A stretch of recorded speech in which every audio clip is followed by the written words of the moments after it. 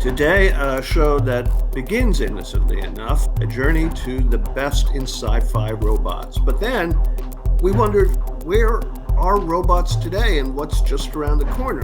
I'm Bob Garfield, the cuddly sidekick to the prince of podcasting, Mr. Steve Rosenbaum, and from various locations across the eastern seaboard and obviously Croatia. This is Future Forward. Hey, Steve, what you got?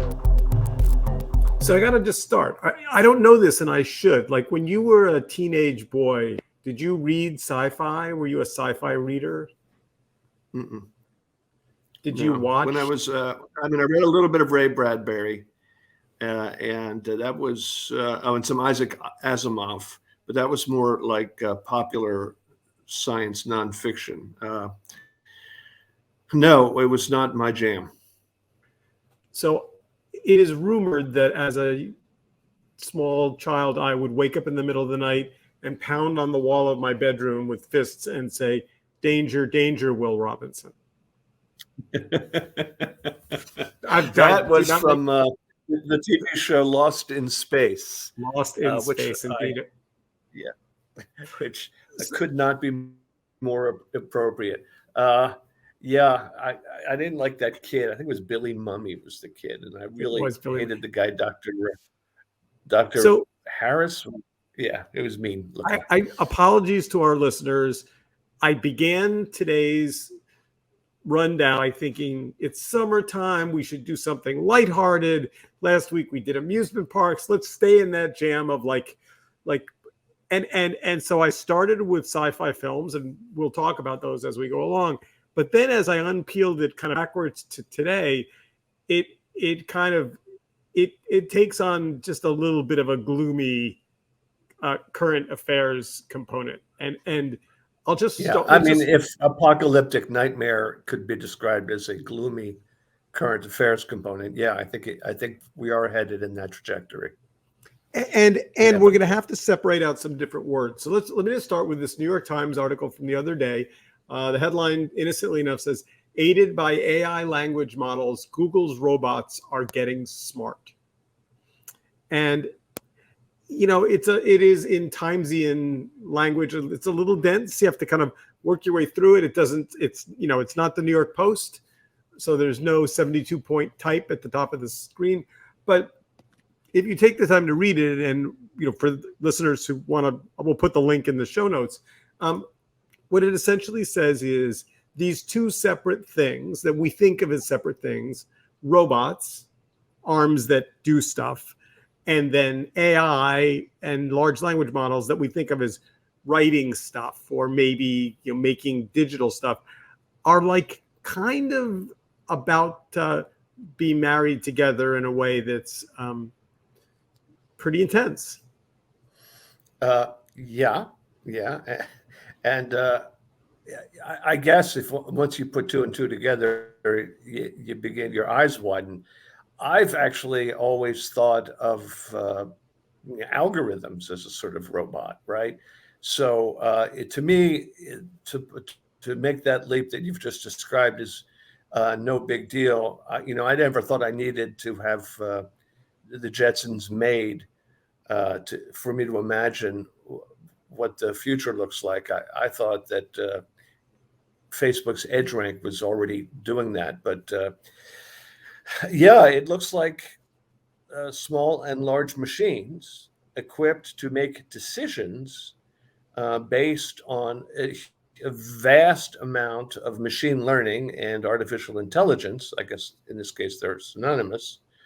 Can behave almost like sentient beings, but not quite, but more and more headed in that direction, which, if it does not scare the living bejesus out of you, it certainly should.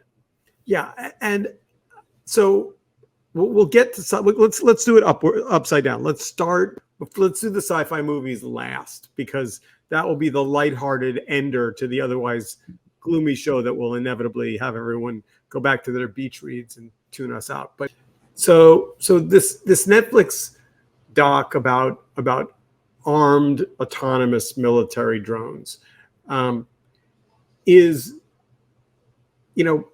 really terrifying. There's just no other way to describe it. It's terrifying. And it's terrifying in part because of the tenor of the scientists. Do you remember a gazillion years ago the documentary about Enron? Do you remember the Enron documentary? Yeah, the smartest guys in the room, I Yeah. think it was called. Yeah. So there was a scene in Houston where a bunch of guys have shut off the traffic lights in Houston and are giggling uncontrollably about how old ladies are driving cars into each other. Yeah. Well, that's kind of the tone of this whole Killer Robots episode. Like, we're on a mission, and the mission is to fly the drone to target the enemy, and it's the mission, like it's antiseptic and kind of like gleeful in its deadliness. Yeah. Didn't like that. I mean, if you're looking for movie references, you can also go back to around 1963, Stanley Kubrick's A Dr. Strangelove, written by Terry Southern. And the premise of that was that the Russians had set up this network that all of their nuclear facilities were networked to launch their missiles without human instruction if any missile were detected if any explosive nuclear explosion took place in Russia anywhere. And of course, there was an accident where, well, it wasn't an accident, some nutty American general decided to attack Russia, and America and Russia were trying to, were collaborating to try to shoot down this wayward plane. And they failed. And I mean, it's a spoiler, but the movie's 60 years old. The spoiler is that the nuclear bomb drops and Russia fires all of its missiles, and that's the end of humanity. And all because there was no human intervention. It was wired to act automatically based on, an incoming missile attack. As they This say, no, several orders of magnitude. No human in the loop is the human in the loop. And so two things. One, you have to understand that the other phrase that comes up 97 times in this Netflix documentary is the fog of war, the fog of war, the fog of war, the fog of war, and which is to say, there's lots of information coming at the humans. It's hard to discern what button to push, who's a good guy, who's a bad guy, how many civilians are involved. Theoretically, AI and robotic drones could make those decisions faster and with more precision, precision weaponry.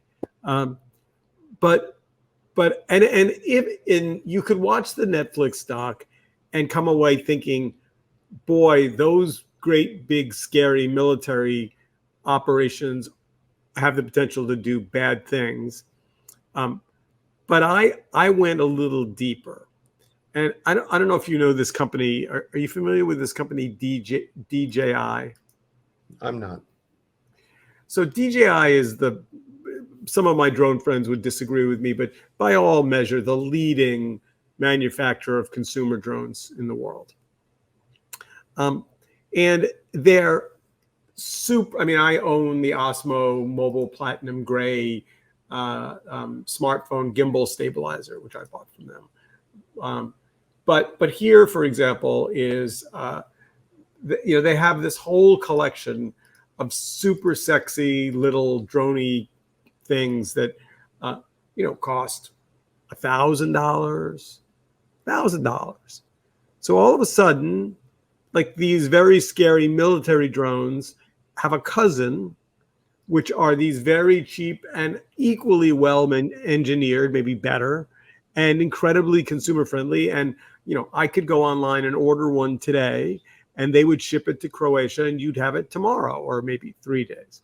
But, so there's this coming together of super cheap, super accessible drones and military drones. And then because all things when you're in consumer shopping begin and end at Amazon, I decided, well, if you can buy a $1,300 super sexy drone, I should actually just go and see what I could get on Amazon. And very quickly, you're down to $36, $26, $49. Drones with camera for adults. I don't know what that means. $49. Okay, here's one for $700. But my point is, if you went drone shopping for not an autonomous drone at this point, but a human controlled drone, you could be in the $49.95 category. Seems perfectly reasonable. And then I asked the question, because I'm now on this downward spiral to scary sci-fi land. Does the Second Amendment protect your right? Does it protect Bob Garfield for going out and buying a $1,000 drone from DJI and going and getting a hack and hacking a projectile weapon tube with bullet onto it and flying or just an explosive device like a hand grenade? And in other words, you can commit a Sandy Hook with, from 1,000 miles away. I mean, yes. I mean, or you could just, I wouldn't put explosive device, because I think there's probably federal regulations for, grenades. Bombs are different. But if you call it a gun and you put a little pipe with some, I see what and so I went looking, to see whether or not there was a community discussing this. And of course, on Reddit, there is. There's a whole DJI drone hacking world. I didn't find anyone explicitly weaponizing their drones. I assume that's probably on the dark web. The closest thing I found was the Drone Gun Tactical Portable Drone Scrambler. Because it turns out you can actually shoot drones out of the air. And, one presumes that the Defense Department has these, in shipping crates, at military bases all over the world. Yeah. So I assume you've gone. I'm not telling you anything you didn't know. I mean, you've researched drone guns and weaponized drones, and the Second Amendment. That you spent your Sunday morning similarly in this fine place that I've taken us.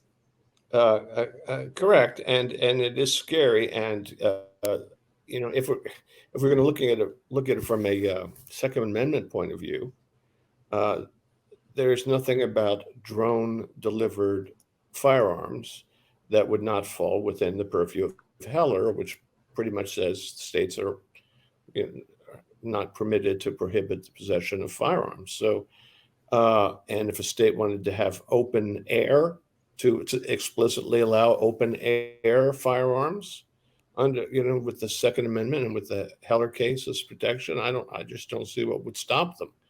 They might be able to, you could probably stop them at rocket propelled grenade launchers, right? Well, North Dakota has become the first. So North Dakota has become the first U.S. state to legislate in favor of police using drones armed with non-lethal weapons. So the police can fly the drone over you and stun you. They just can't kill you. Mm-hmm. So there is that. Yeah, none of it is heading in a direction that is comforting. All right. So, by the way, speaking of comforting, you may notice that I'm sitting in what looks like a hospital room, comfortably, leaning my head on two pillows. I'm not in a hospital. I'm actually in a hotel in Rovin on the Adriatic Sea. But my back is out, so I'm doing this while I presume that how you choose to present yourself, your is totally your purview. All right, so now let's step back and go to sci-fi movies, and then we'll will loop back around at the end. So I found myself, first of all, I don't think of myself as a sci-fi nut. But I will tell you that as I looked at the top 10 list that I'm going to share with you next, I've seen all of them. So that would be probably it. And I've written about many of them. So let's just we'll go through the, let's start with Ex Machina. Did you see Ex Machina? I did not. So I watched it at a premiere in New York and wrote a review for then Huffington Post. And the pull quote from the review I wrote was, "Beware sexy robots." Yeah. Which A24 had the wisdom to take from my article, credit me with, and use as the pull quote on the movie trailer poster. Oh my God. It's a good line, beware sexy robots. But, I think, this is 2015, so it's a while ago. But, it's why the Google article about robots being able to think for themselves a little bit and solve problems, look, it's kind of charming until it isn't. I mean, oh, look, it's a pleasure robot and she's pretty and she'll do my bidding and then she'll kill me. Oh, yeah, the last part, not so good. All right, so movie number 2, I highly recommend, by the way. Movie, I don't quite understand the order of these. This is from Refinery 29. Movie number 2 they have is Stepford Wives. Also, earlier version of Sexy Robots, coincidentally. Did you see Stepford Wives? Well, I don't know if there's been a remake, but I saw the one that they made in the early 70s. Yes, 1975. I did not see the remake. I'm not a remake person. Robot and Frank was a good movie. The Refinery 29 calls it an indie robot tearjerker. I don't know if I'd call it that. But, there's an English movie called, I think it's called Brian and Charles, about this eccentric inventor who just uses stuff that he has around his workshop to build a robot. It's very funny. It's unbelievably charming, and it's also a bit of a tearjerker. It's just fantastic. Brian and Charles. Next up, Westworld. I have to say, big fan of the Yul Brynner original. Big fan. HBO tried, couldn't quite get there. I mean, watched it on and off. Just, wanted Yul Brynner to have a. I'm going to skip AI, artificial intelligence, just because it's a kid's movie and therefore not dark enough.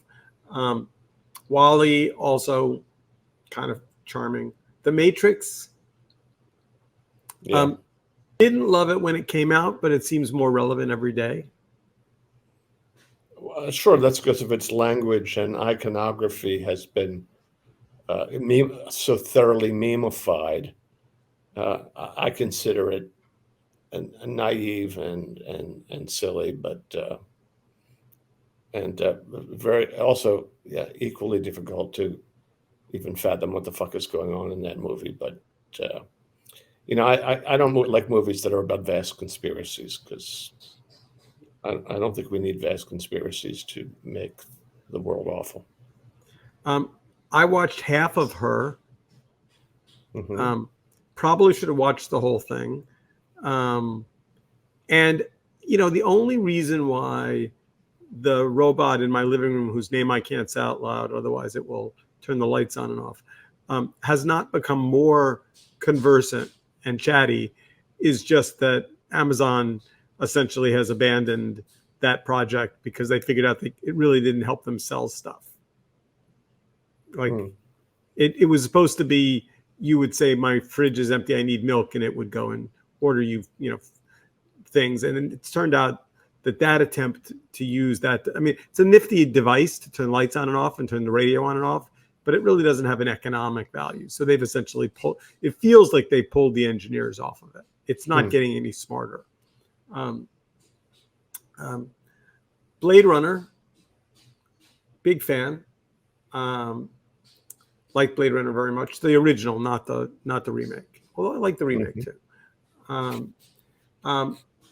So that's it for this list. This is the Refinery 29 best robot movies list. Wow, I can't believe it didn't have, speaking of Stanley Kubrick, 2001: A Space Odyssey, in which the robot turned out to be exactly what we opened this episode talking about, which was a sentient robot named Hal.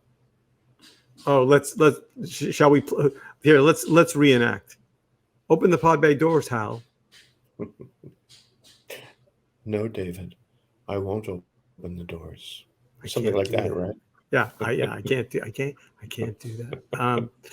that. Excellent movie, prescient as hell. We're really, I mean, look, does it seem unlikely to you that you will be walking down the street and you will say to Google Maps or whatever device version you're using, hey, where's the nearest pizza parlor? And Google will say back to you, hey, Bob, there's a salad place right nearby that might be better for you because we've noticed from your digital scale, you've added a couple. I mean, that seems, and that seems entirely likely, like tomorrow. Yeah, absolutely. But I can also see walking down the street and having my eyeglasses or whatever the fuck all of this data is delivered to me by, through what platform and what hardware, offering me all sorts of purchasing opportunities based not just on my data, but by who's, paying them to recommend them, but knowing much, much, much more about me than my, let's say, mother ever did, or my wife or myself, and getting into my head with, all sorts of what I thought were personal secrets. And, we're not far away from this. Minority Report, another fine film, which doesn't show up on it. And maybe it's not quite science fiction, but of course it is. Being able to predict pre-crime. I mean, well, let's see. We've noticed that you're on, mental health medication and you've just bought a gun. I think we should send the police to your house. I mean, this whole, so, which brings us back to the Second Amendment. So I think if I wanted to be provocative, I would go and buy a DJI drone, and then I would go online and buy one of those ghost gun, some homemade ghost gun device thing. And then I would connect the firing technology to the DJI drone button that you push to turn the camera on and off or whatever. And then I would fly it somewhere and see if I could do target practice. Theoretically, that might be the only way to trigger an actual debate about the Second Amendment is, oh, wait, we don't want to draw the line anywhere. You want to be able to walk down the street and have people sitting in their apartments flying weaponized projectile flying robots in Midtown Manhattan. No, maybe not. Maybe we have to say guns have to be maybe they have to be only used by people. Maybe that's what Congress. Well, I think there's a more likely possibility, and that is we will start to have actual flyby shootings. And people will say, this is crazy. It has to end. We have to pass laws. And Ted Cruz or his successor will say, isn't that just like the media and the left to politicize? Instead of trying to solve actual problems, to politicize this and trying to make it about guns. And I'm not sure why the script would change because the gun was operated by drone any more than it would change by some kid crossing straight lines with an automatic weapon. and shooting people. They're equally heinous, and they're equally outrageous and insane because the law did not intervene. And so, I just think it'll give us just a whole new way for Republicans in the cult of guns to put their head in the sand about the grotesque danger that guns uh, place our society in. And I just happened to have finished a long, long piece on that. And I'm not optimistic at all that your experiment would trigger some sort of great come to Jesus moment. Have you, just a question for clarity. Did you just, as we were speaking, coin the phrase fly-by shooting? I did. I hope it's not on a movie poster. Like, honestly, you might want to think about a career in this word thing, because that's some really crafty wording you just did there. I would say that within 12 months it will be a thing. Well, Congress authorizes. Yeah, listen, I think what'll be interesting is DJI. I got to remember now. Is DJI owned by? Is it a Chinese company? It might be a Chinese company. So maybe that'll be it. But here, one more. Slight sidebar, but not really. Have you ever flown a drone? I have not. No. They're incredibly fun. I mean, they're incredibly fun and really responsive and not hard to learn, and kind of like those little remote control cars you drove around when you were a kid. Right. And cheap enough that when you crash them into the tree, as you inevitably do, you just replace the propellers. I mean, I don't know. Back before the whole world was digitally mapped, a GPS, I had flown, radio controlled airplanes, and I think radio controlled helicopter, but never with GPS capabilities, which is what makes drones today's drones. The quad you have to go outside to do that, right? That has to be something done outdoors. Well, I have a window, so I suppose I could open the window. Look, Amazon, back when it was in expansive mode, was going to deliver stuff to, I imagined opening my living room window and having a little landing pad there, and Amazon would fly its little Amazon drone thing and just drop the package on the little shelf unit outside my window. Right.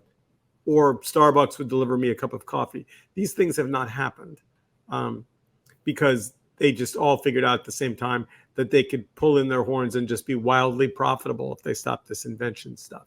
All right. So where we ended up is sci-fi movies are good. Sci-fi future is bad. Letting AI determine who it kills is certainly likely to have bad outcomes. For all the reasons that you and I both know, which is, computers make mistakes, and to be fair, and they can be hacked. I mean, there's some other stuff that you sent me today, also from Reddit, which showed how you can, if you find somebody else's drone that's abandoned for whatever reason, can you get into it? And there were people who said, yeah, here's how you do it. You do this, this, this, this, and this, which means that you can control somebody else's equipment.